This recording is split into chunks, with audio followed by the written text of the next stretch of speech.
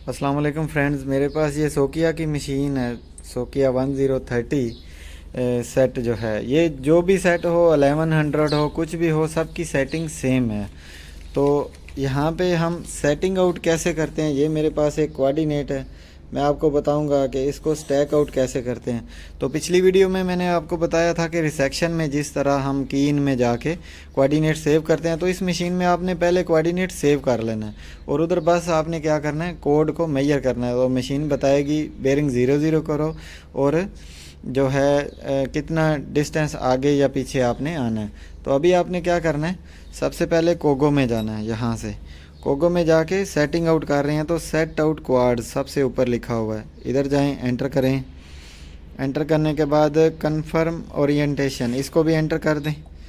तो अभी आपने क्या करना है, हमारे पास ये कोड जो हमने दिया हुआ है 1011, तो ये मैं इधर से डालूँगा। 1011 डाला जो सेव किया हुआ है, जिसको सेटिंग आउट करना है, तो उसको हम क्या कर देंगे, एंटर कर देंगे। एंटर करने के बाद ये सबसे नीचे देखें।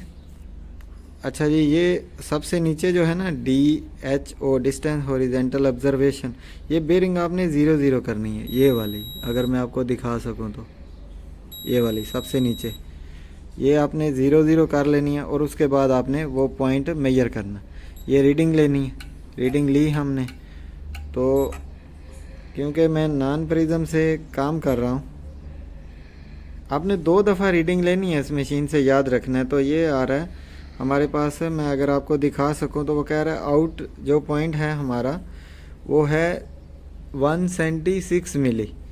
तो ये इसका मतलब क्या है, तो ये हम 176 मिली पीछे जाएंगे, क्योंकि हमने मशीन नॉन प्रिज्म की हुई है, इसलिए वो दीवार से हम पीछे तो नहीं जा सकते।